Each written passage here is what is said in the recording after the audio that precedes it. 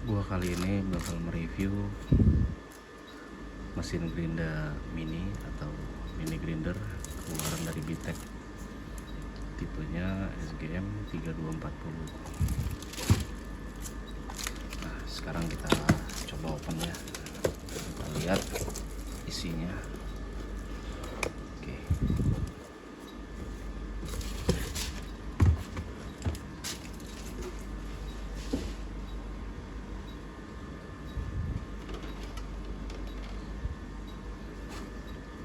Packagingnya cukup oke.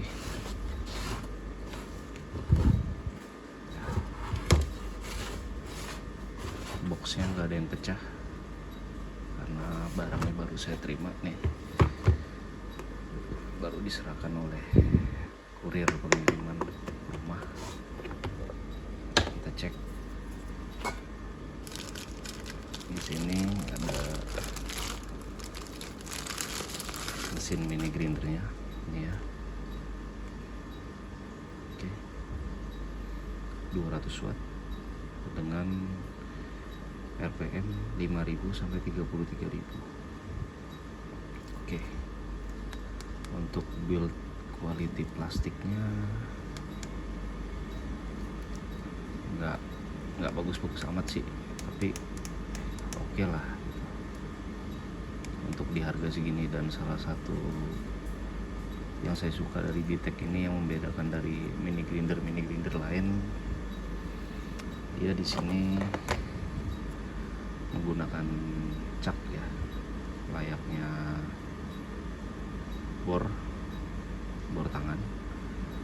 Sedangkan yang brand-brand lainnya, contohnya seperti Total yang saya punya, nanti saya akan review di video terpisah juga. Total itu dia menggunakan collet seperti mini grinder lainnya gitu, rata-rata menggunakan collet. Nah, ini Bitek ini satu-satunya yang menggunakan cak,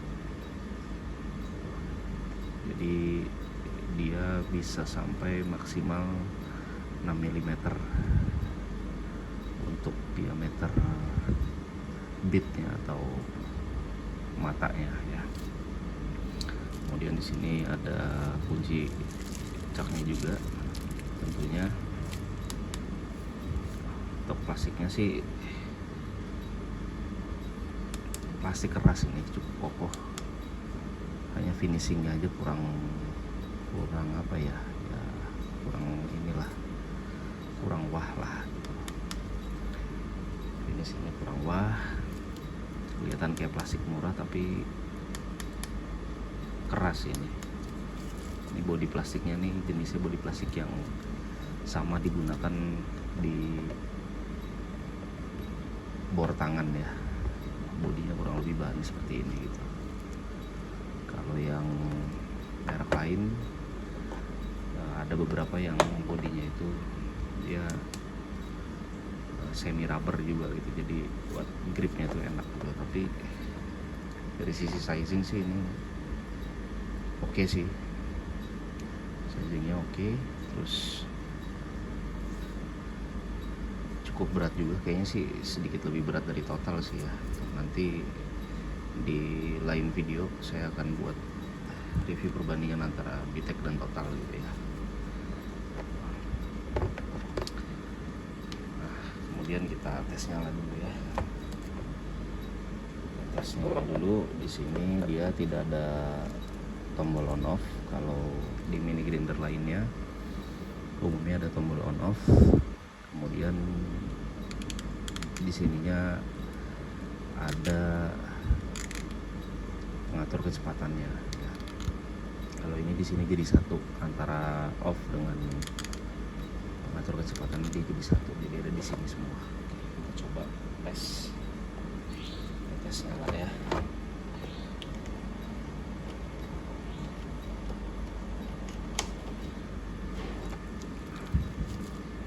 Oke, ini dari posisi off. Naikin sedikit, di sini nggak ada keterangan angkanya ya, berbeda dengan mini grinder lain yang rata-rata ada keterangan angkanya. Oke.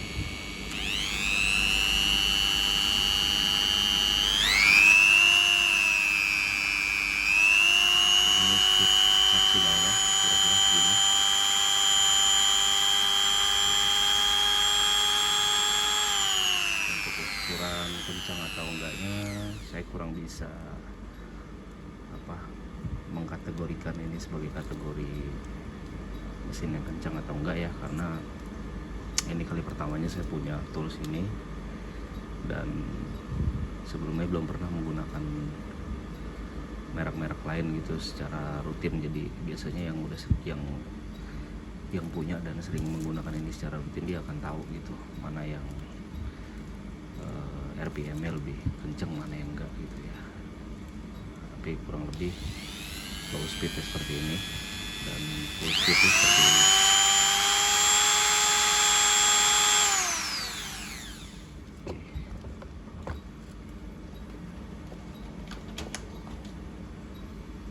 Untuk kabelnya cukup tebal, berbeda dengan total yang saya punya ya. Kabelnya nggak terlalu tebal, tapi ini saya nggak tahu juga ya, ini tebal kulitnya aja atau dalamnya juga tebal gitu ya. Ini kita taruh dulu. Untuk kelengkapannya ini ya, ada mata asah ya, kemudian mata sikat kawat ya. Ini untuk pad, bisa pad poles atau pad ini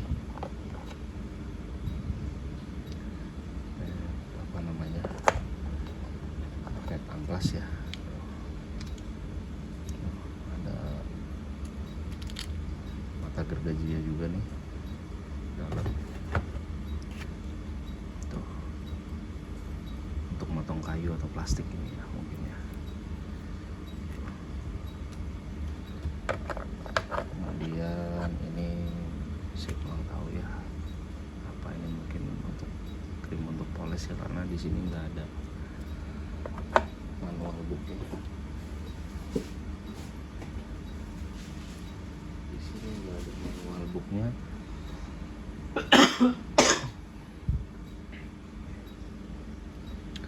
Coba kita periksa di bawah. Oh, manual booknya ada di bawah nih ternyata nih. Manual book dan buku garansinya serta kabel fleksibelnya nih ada di sini ya. Oke. Ya.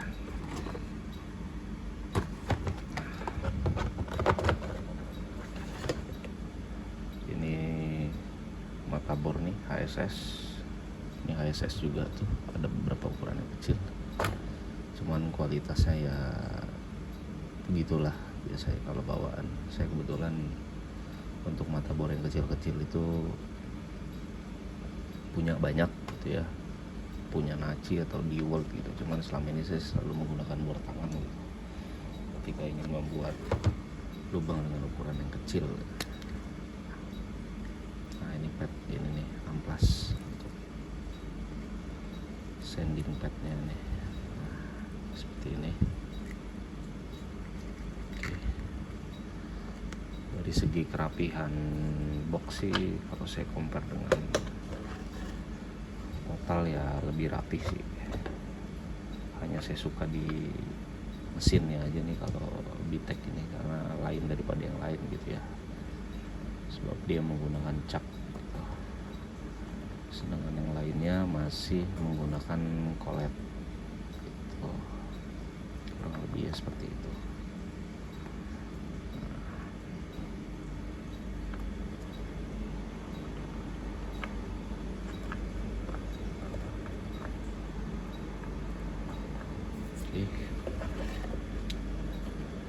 Ini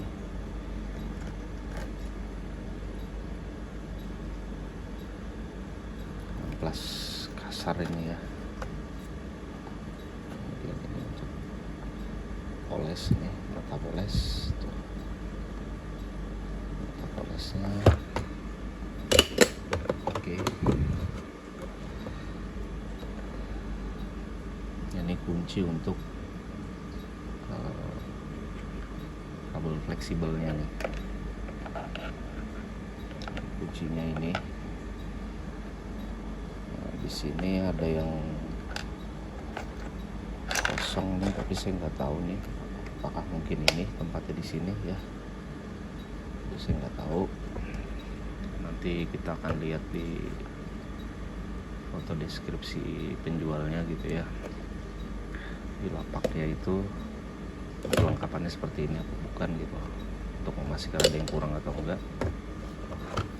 Karena kalau di buku manual itu kadang-kadang nggak ada juga gitu packaging konten listnya itu, jadi isinya apa aja tuh di situ listnya. Kadang suka ada yang nggak menyertakan.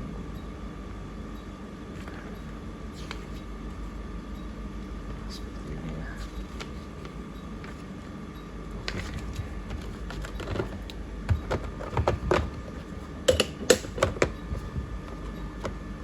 Lanjut.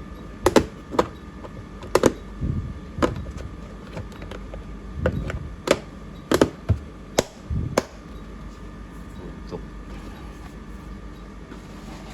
melepas rasa penasaran saya, kita akan coba buka ini ya casingnya.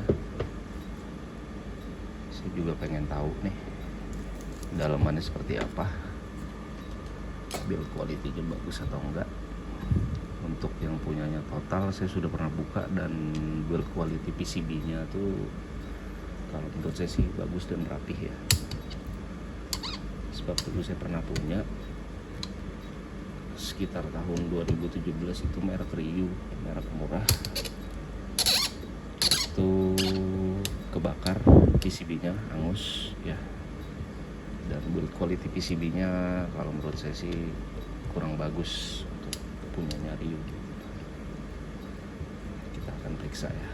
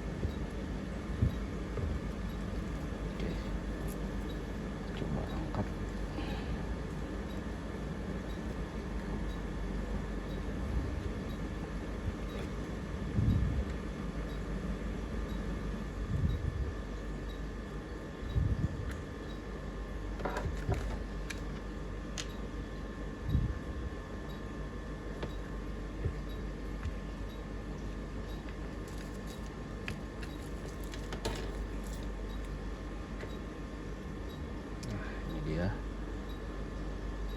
dalamannya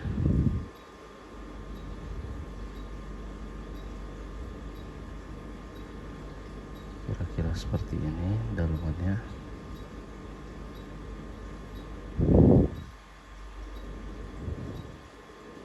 PCB-nya sendiri saya nggak lihat sih ini, atau mungkin ada di dalam cover ini ya, gitu ya. Tapi ini rapi sih, biasanya nggak pakai cover seperti ini nih untuk cool brushnya. Ini dia ditaruh di dalam cover nih. Cuman untuk controllernya itu, PCB-nya itu saya lihat sih nggak ada sih ini.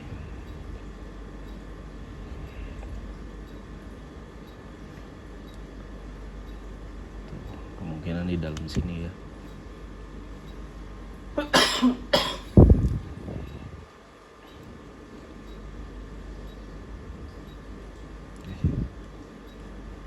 Sekilas cukup oke sih ya. Kebetulan fitur yang saya kejar tuh ininya, caknya ini ya. Karena saya lebih prefer pakai cak. Kalau pakai collet itu agak terkendala, saya harus memiliki beberapa ukuran collet yang berbeda gitu. Kalau saya mau menggunakan bit dengan diameter yang lebih dari 3 mili gitu, karena standar bawaannya itu 3 mili untuk collet total yang saya punya ya.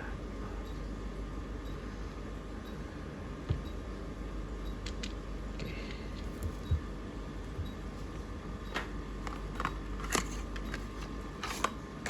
Kita rakit kembali.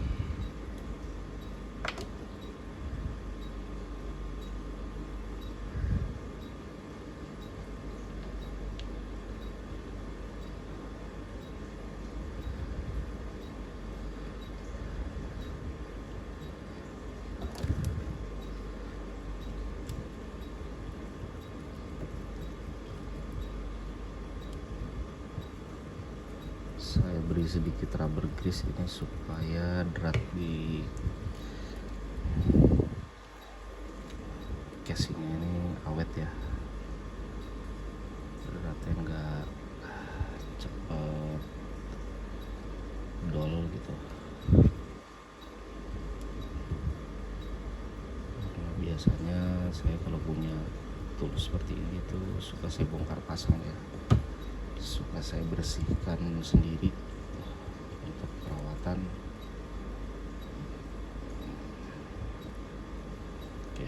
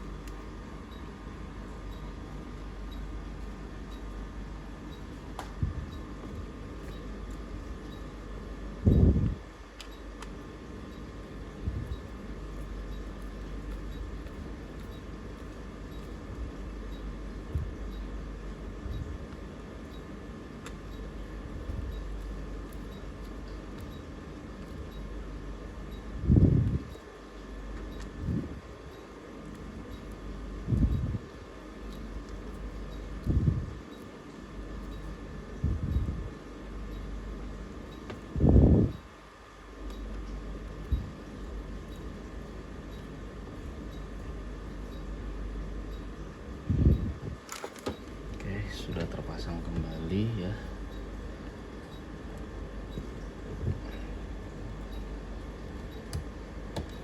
Nah, sekian review saya untuk unit mini grinder VTEC ini dengan tipe SGM 3240 200 watt, RPM 5000 sampai 33.000 RPM gitu ya. Buat saya sih ini cukup recommended ya bagi yang menyukai mini grinder yang menggunakan mekanisme cak gitu pada mata drillnya ya. Terima kasih, semoga bermanfaat.